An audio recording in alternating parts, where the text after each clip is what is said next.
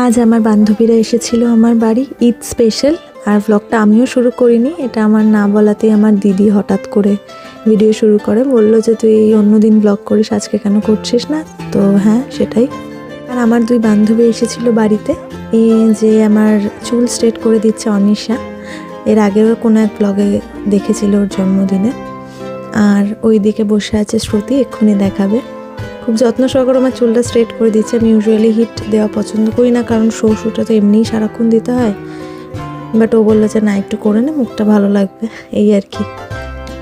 বান্ধবীদের ভালোবাসা। এটা হচ্ছে শ্রুতি, আমার কলেজের বেস্ট ফ্রেন্ড। আমার 3 বছর একটাই বান্ধবী কলেজের, যত মেমোরিজ ওর সাথে। তো শ্রুতি, তো খুব ভালো লেগেছে একসাথে কাটাতে। এই ফিজার মুখটা ভালো লাগছে, বেশ স্ট্রেট করে চুলটা। হ্যাঁ, সুন্দর লাগছে। আর ওদের অনেক ধৈর্য, প্রচুর ধৈর্য ওদের। হ্যাঁ, ভালো লাগছে।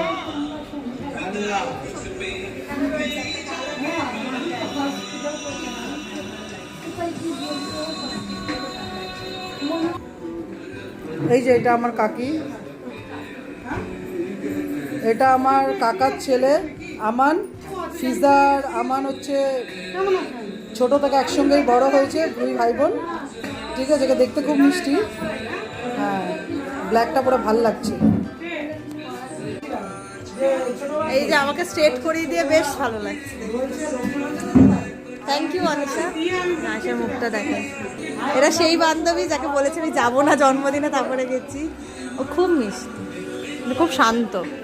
আর আমার বকবকিয়া বান্ধবীকে, হ্যাঁ হ্যাঁ, আয় আয়, এমা আছে তো, আয় আয় আয়, এটাই দেবো। এটা আমার দিদি, যে এতক্ষণ ধরে ব্লগটা করছিল। তো খুব ভালো লাগলো।